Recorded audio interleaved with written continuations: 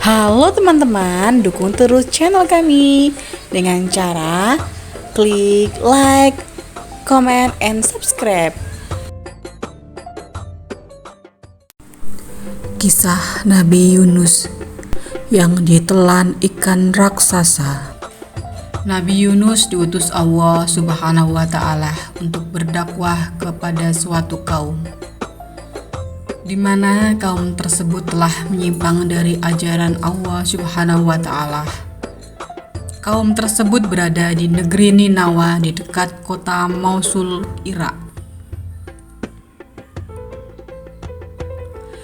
Negeri Ninawa merupakan negeri yang makmur dari segi sumber daya alam dan sumber daya manusianya. Akan tetapi, masyarakat di kota ini terkenal keras kepala dan sangat kufur. Mereka menyembah patung yang mereka anggap sebagai Tuhan. Dengan kedatangan Nabi Yunus, tentu saja mendapatkan penolakan yang keras dari kaum Ninawa tersebut. Nabi Yunus dianggap sebagai pendatang yang mengaku-ngaku menjadi utusan Tuhan.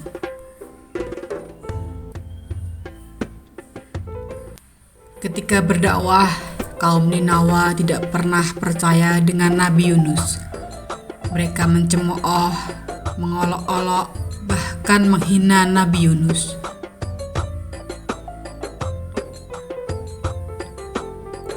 Namun, Nabi Yunus tetap sabar dan tetap melanjutkan dakwahnya di tengah-tengah kaum Ninawa tersebut. Tetapi, tentu saja, Nabi Yunus kembali dihina dan ajarannya ditolak oleh kaum Ninawa. Tahun demi tahun berlalu, namun keadaan di negeri Ninawa tidak pernah berubah. Mereka masih saja melanjutkan tradisi nenek moyang, yakni menyembah berhala.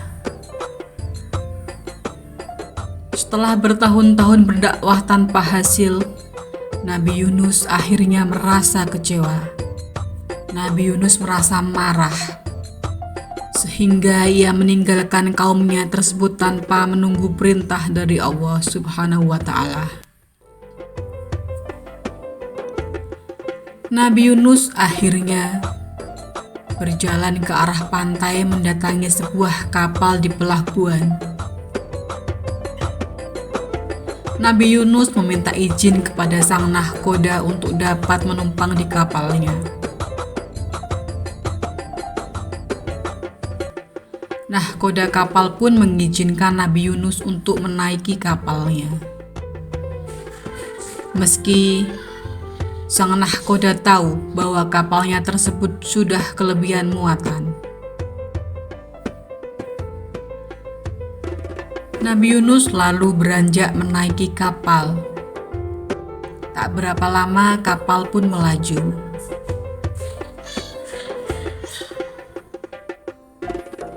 Setelah kapal melaju meninggalkan pelabuhan, Allah mengirimkan tanda-tanda azab kepada penduduk Ninawa.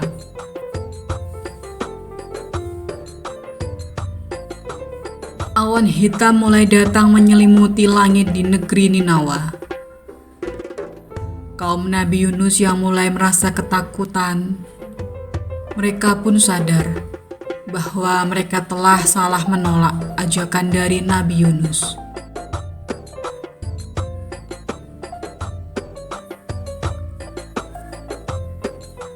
Tak berapa lama kemudian, kaum Nabi Yunus bertaubat dengan sungguh-sungguh. Mereka berkumpul di tempat terbuka dan memohon ampun kepada Allah Subhanahu wa Ta'ala. Sementara itu, di tengah laut lepas, ketika Nabi Yunus menaiki sebuah kapal, dalam perjalanan kapal tersebut menghadapi badai yang sangat besar. Kapal terombang-ambing ombak dan hampir tenggelam. Seluruh penumpang termasuk Nabi Yunus merasa ketakutan.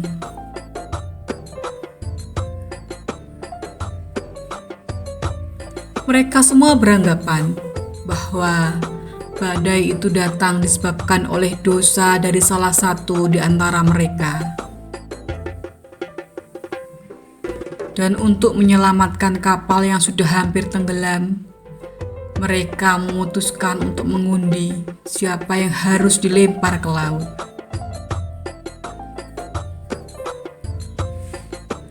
Seluruh penumpang di kapal ikut dalam undian tersebut, tak terkecuali Nabi Yunus. Nabi Yunus juga ikut dalam undian. Undian dilakukan beberapa kali, dan nama yang keluar dari undian tersebut adalah Nabi Yunus. Ketika mendapati namanya keluar dalam undian, Nabi Yunus merasa ketakutan karena yakin di dalam laut terdapat banyak hewan laut yang buas. Akhirnya Nabi Yunus sadar bahwa ini adalah kehendak Allah Subhanahu wa Ta'ala untuk mengujinya. Nabi Yunus dengan ikhlas menerima keputusan itu, dan kemudian Nabi Yunus melompat ke laut. Ketika Nabi Yunus berada di tengah laut, Allah Subhanahu wa Ta'ala mendatangkan seekor ikan yang sangat besar. Ikan tersebut kemudian menelan Nabi Yunus. Tetapi anehnya, Nabi Yunus yang dimakan ikan yang besar tidak mati di dalam perut ikan tersebut. Karena Allah Subhanahu wa Ta'ala memeliharanya agar tetap hidup sebagai ujian dan pelajaran. Di dalam perut ikan yang sangat gelap, Nabi Yunus menyadari bahwa semua kesalahan yang sudah diperbuat, di mana Nabi Yunus telah meninggalkan kaumnya tanpa izin dari Allah Subhanahu wa Ta'ala. Nabi Yunus pun memohon ampun dan berdoa dengan penuh penyesalan. Setelah beberapa waktu di dalam perut ikan, Allah Subhanahu wa Ta'ala mengabulkan doa-doa Nabi Yunus. Ikan besar itu memuntahkan Nabi Yunus ke arah daratan. Nabi Yunus pun ditemukan dalam keadaan lemah karena telah berada di dalam perut ikan untuk waktu yang lama. Allah Subhanahu wa Ta'ala kemudian menumbuhkan pohon yatin, di mana pohon tersebut untuk memberikan perlindungan dan makanan bagi Nabi Yunus. Sampai akhirnya Nabi Yunus pun pulih kembali. Setelah pulih, Nabi Yunus akhirnya kembali ke negeri Ninawa. Hal yang tak disangka, kaum Ninawa menyambut Nabi Yunus dengan penuh kebahagiaan. Kali ini kaumnya menerima dakwah Nabi Yunus. Kota Ninawa pun menjadi kota yang makmur dan diberkahi karena penduduknya yang taat kepada Allah Subhanahu wa Ta'ala.